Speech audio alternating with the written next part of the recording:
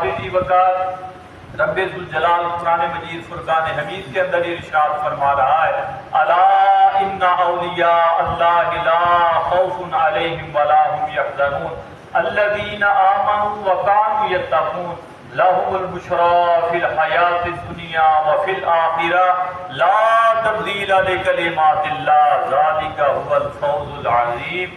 رب فرماتا ہے الا خبردار ان اولیاء بے شک جو میرے حزب اللہ ہیں، میری جماعت والے ہیں، اولیاء اللہ ہیں، میرے محبوب ہیں، میرے بندے ہیں، نہ انہیں کسی قسم کا خوف ہے اور نہ ہی کسی قسم کا غم ہے۔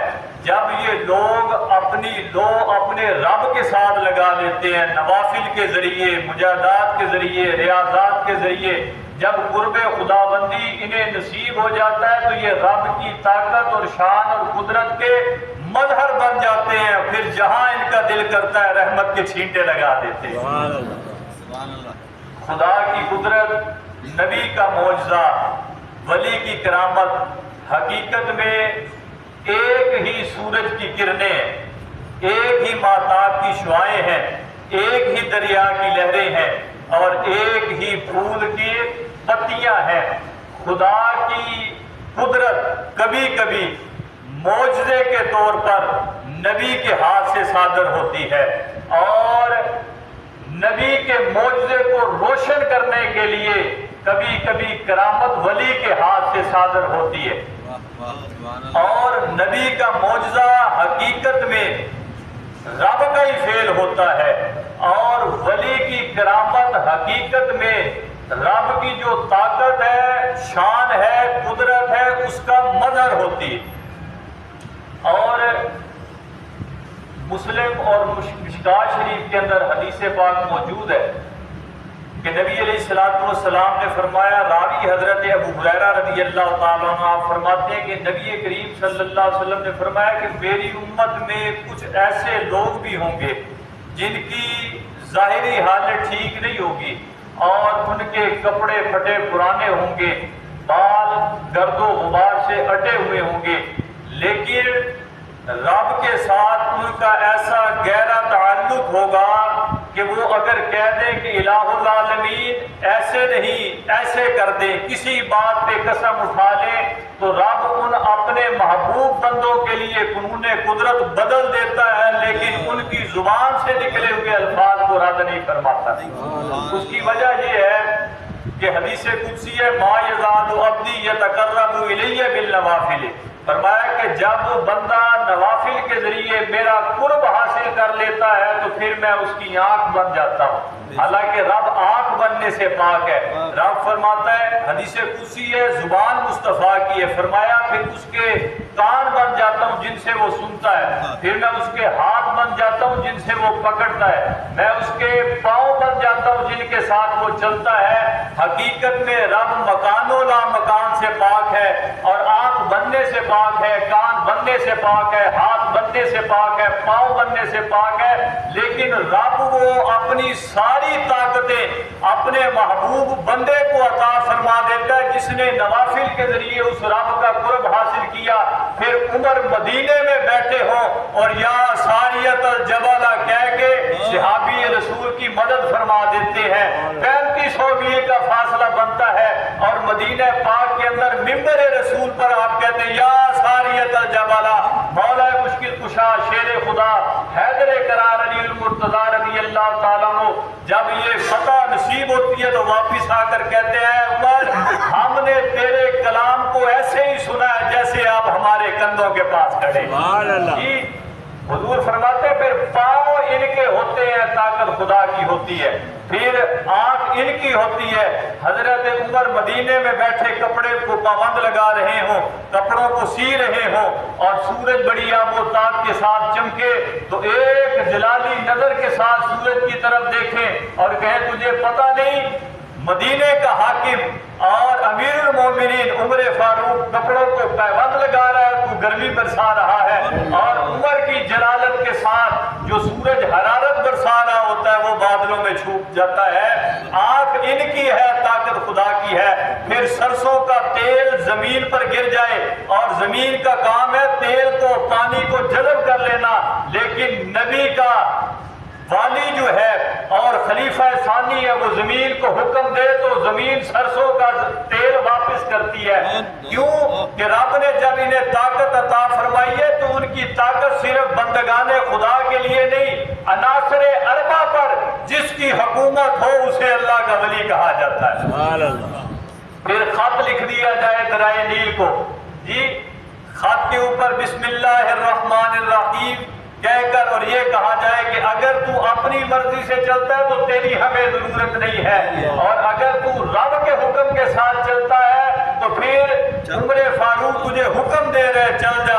پھر وہ رکا دریا میں ڈالا جائے تو 16 گز کے فاصلے پر پانی چلتا ہے. آج ہم ایک لفظ بولتے ہیں کہ فلاں بندہ بڑا کلندر ہے، فلاں بندہ. کلندر بننے کے لیے بڑی ریاضتیں کرنی پڑتی ہیں. دنیا کے اندر 2.5 کلندر ہیں بس، ٹھیک ہے. حضرت رابعہ بصری کلندر ہے، حضور لال شباب کلندر ہے، ابو علی کلندر ہے. 2.5 کلندر گزرے ہیں. ایک لفظ بولا جاتا ہے کلندر کا، لیکن میں اس کی وضاحت کرتا جاؤں اختصار کے ساتھ. کہا جاتا ہے کلندر قاف لام نون دال را. کاف قرب حق بدارت، لام لذت دنیا ترک سازت، نون نور خدا در رخ اوست، دال دلیل خداوند اوست، رے رحمت در دست اوست، ہر کے خواہد می فشانت کلندر را می گوید. فرمایا خدا کا قرب رکھنے والا ہو، لام لذت دنیا ترک سازت، دنیا کی لذات کو نفسانی خواہشات کو ترک کرنے والا ہو، اور نور نور خدا در رخ اس کے چہرے کو دیکھے تو خدا یاد آ جائے، اور اس کے ہاتھ میں خدا کی دلیلیں ہوں، اور راہ رحمت حق در دست اوست، اور خدا کی رحمت اس کے ہاتھ میں ہو. جہاں اس کا دل کرے رب کی طرف سے عطا کردہ طاقت کے ساتھ رحمت کے چھینٹے لگاتا رہے، اس کو کلندر کہا جاتا ہے. سبحان اللہ. اور یہ منصب ایسے ہی نہیں مل جاتا، اس منصب کے لیے بڑا کچھ پاپڑ بیلنے پڑتے ہیں، پھر جا کے اس منصب کے اوپر بندہ فائز ہوتا ہے. احبابی دی وقار، حضرت شیخ سعدی شرازی علیہ رحمہ آپ کو گلستان کے اندر بڑی خوبصورت حقائق نقل فرماتے ہیں. آپ فرماتے ہیں کہ گلے خوشبوئے در حمام روز از رسید از دست محبوب بدستم. آپ فرماتے ہیں کہ ایک دن میں حمام کے اندر نہانے کے لیے گیا تو مجھے میرے محبوب کے ہاتھ سے خوشبودار مٹی ملی، مٹی ملی خوشبودار.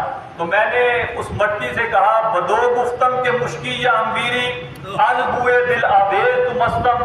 میں نے اس مٹی سے کہا کہ تم مشک ہے یا امبر ہے، تیری بڑی پیاری خوشبو ہے جو مجھے معطر کر رہی ہے، مجھے مست کر رہی ہے.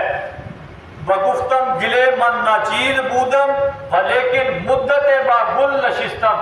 تو حضرت سعدی فرماتے اس مٹی نے مجھے جواب دیا ہے سعدی نہ میں مشک ہوں نہ امبر ہوں، لیکن ایک خاص مدت میں نے پھولوں کی صحبت میں گزاری ہے.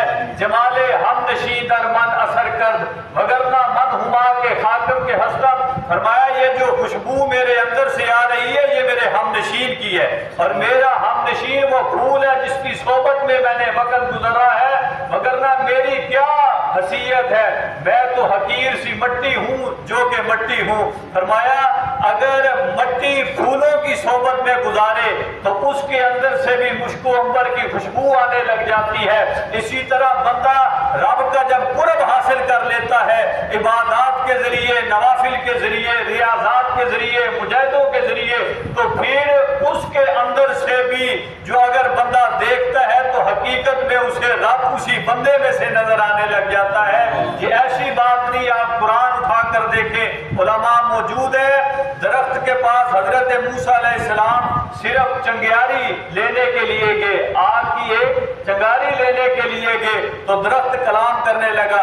ارے جب درخت میں سے رب کلام کر سکتا ہے تو بندہ مومن کے اندر سے کیوں نہیں کلام کر سکتا؟ جب قرب خدا بندی نصیب ہو جائے تو بندے کے اندر سے بھی پھر اس کی رب کی محبت کی خوشبوئیں ٹھاٹھے مارنے لگ جاتی ہیں. اور پھر جب بندہ اللہ والوں کی صحبت میں گزارتا ہے وقت تو اس بندے سے بھی اللہ والوں کی خوشبو آنے لگ جاتی ہے۔ حضرت حبیب اجمی رحمت اللہ تعالیٰ علیہ آپ مقام ولایت پر فیض ہونے سے پہلے سود کا کاروبار کیا کرتے تھے جی، اور بڑے مالدار تھے، جس کو پیسے دے دیتے اور اگر وہ واپس نہ کرتے تو طاقتور بھی تھے، گھر سے سامان اٹھا کر لے آتے تھے۔ سود کا کاروبار تھا۔ ایک دن گلی سے گزرے، بچے کھیل رہے تھے تو بچوں نے حبیب اجمی کو دیکھا تو انہوں نے کہا بھاگ جاؤ، رستہ چھوڑ دو کہ یہ سود کھانے والا حبیب اجمی آ رہا ہے۔ یہ بات بچوں کی حبیب اجمی کے دل پر اثر کر دی۔ اس نے کہا کہ میں اتنا برا ہو گیا کہ اب محلے کے بچے میرے سائے سے بچنا چاہتے ہیں اور مجھے دیکھ کر بھاگ گئے۔ آپ کے دل کی کایا پتلی، آپ حضرت سری سکتی علیہ رحمہ کے پاس گئے، کچھ سال وہاں پر گزارے۔ جب گزار کر واپس آئے تو بچے اسی طرح کھیل رہے تھے۔ حضرت حبیب اجمی کو جب آتے ہوئے دیکھا تو بچوں نے کہا رستہ کشادہ کر دو کہ اللہ کا ولی حبیب اجمی آ رہا ہے، دیکھو کس طرح چہرہ چمک رہا ہے، سچی توبہ کر کے آ رہا ہے، کہیں ایسا نہ ہو کہ ہمارا سایہ حبیب اجمی پر پڑ جائے اور ہم گناہگار ہو جائیں۔ تو پھر اللہ والوں کی صحبت میں جب بندہ وقت گزارتا ہے تو اس کے اندر سے بھی ایسی خوشبو آنے لگ جاتی ہے کہ لوگ اسے دیکھ کر بھی کہتے ہیں کہ یار تجھے دیکھا ہے تو خدا یاد آ گیا ہے۔ یہ بھی موضوع بڑا طویل ہے، معجزات کا بیان ہو اور اللہ کے ولیوں کی کرامت کی بات ہو تو میں صرف آخری بات عرض کرتا ہوں جو حدیث پاک میں نے مسلم کی عرض کی تھی کہ اس کے اندر حضور نے فرمایا کہ میری امت میں کچھ ایسے لوگ ہوں گے جن کے کپڑے جو ہے وہ پھٹے پرانے ہوں گے اور لباس جو ہے وہ پھٹے ہوں گے اور چہروں پر ان کے گرد ہوگی، لیکن جب وہ رب کے سامنے کہہ دیں گے، اور ایسے لوگ ہوں گے کہ لوگوں کے دروازوں پر جائیں گے، لوگ انہیں دھدکار دیں گے، خیرات تک نہیں دیں گے، وہ واپس چلے جائیں گے، لیکن وہ اللہ کے ہاں قسم اٹھا لیں تو میرا رب ان کی قسم کو پورا فرماتا ہے۔ اور آگے تشریح کے اندر موجود ہے کہ اگر وہ کہہ دیں کہ یا اللہ اس کو بیٹا عطا فرما دے، رب بیٹا عطا فرما دیتا ہے۔ اگر وہ کہہ دے کہ یہاں پر بارش ہو جائے تو وہاں پر بارش ہونے لگ جاتی ہے۔ بغداد کی گلیاں جی، ایک مجذوب فقیر، بارش بڑی موسلا دھار ہو رہی ہے اور وہ اپنی مستی میں جذب و عشق و مستی کے اندر بازار سے گزر رہا ہے، ٹوٹے ہوئے جوتے پہنے ہوئے جن کے ٹوٹے ہوئے تسمے، وہ پانی میں قدم رکھتا ہے تو قدموں کے ساتھ پانی کے چھینٹے اڑ رہے ہیں لوگوں کے کپڑوں پر چلتے چلتے ایک عورت اور اس کے ساتھ اس کا آشنا، اس کا محبوب ایک مقام پر کھڑے۔ جب یہ درویش اللہ والا گزرا تو اس کا پاؤں ذرا سخت پانی میں لگا، پانی کے چھینٹے اڑے اس عورت کے کپڑوں پر گر گئے۔ جب کپڑوں پر گرے تو اس کے ساتھ اس کا محبوب تھا، اس کو بڑا غصہ آیا اس بات پہ کہ میری جو ہے وہ ہم نشین، میری آشنا جس کے اوپر یہ پانی کپڑے خراب کر دیے، اس نے درویش کے منہ پر تھپڑ مارا۔ درویش نے تھپڑ کھایا، آسمان کی طرف اپنا چہرہ رخ اٹھایا، دیکھا تو چل دیا۔ جاتے جاتے آگے حلوائی کی دکان آئی، اس نے حلوائی نے دیکھا کہ ایک درویش آ رہا ہے، ایک مجذوب آ رہا ہے، ایک فقیر آ رہا ہے، پھٹے پرانے کپڑے، اس نے گرما گرم دودھ اس کو پیش کیا۔ دودھ کا پیالہ اس فقیر نے لیا، آسمان کی طرف دیکھتے ہوئے کہا مالک و مولا تیری ادا کے بھی رنگ نرالے ہیں، کہیں سے تھپڑ مرواتا ہے اور کہیں سے دودھ کے پیالے بھجواتا ہے، کہیں سے تھپڑ مروا دیتا ہے، کہیں سے دودھ کے پیالے بھجوا دیتا ہے۔ تھوڑے دن گزرے، وہ شخص چھت پر چڑھا، کسی کام سے نیچے گرا، مر گیا۔ لوگوں نے اس فقیر کو ڈھونڈا کہ ڈھونڈو اس فقیر کو۔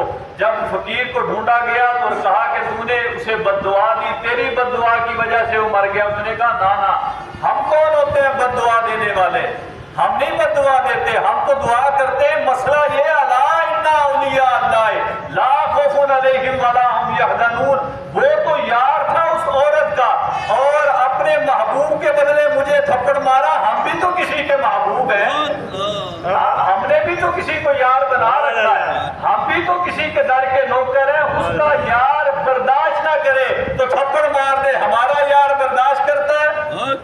آج مالے ہم نشی در من اثر کر وگرنہ من ہما کے حاکم کے ہستم۔ اور ایک مقام پر میں آستانے پر گیا تو وہاں فارسی میں لکھا ہوا تھا کہ کیمیا پیدا کن از مشتے گلے بوسہ زن بر آستانے کاملے۔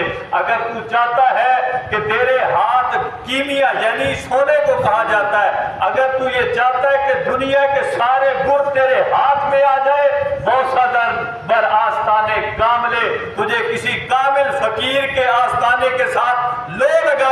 ہوگی پھر فَلَا نُحْيِيَنَّهُ حَيَاتًا طَيِّبَةً، میرا رب تیری دنیا کو بھی پاکیزہ بنا دے گا، تیری برزخ کو بھی پاکیزہ بنا دے گا۔ نعرہ تکبیر، نعرہ رسالت، نعرہ حیدری، نعرہ غوثیہ، جشن عید میلاد النبی۔ میں اپنے کلام کو یہاں پہ ختم کرتا ہوں اور خصوصی دعوت دیتا ہوں حضرت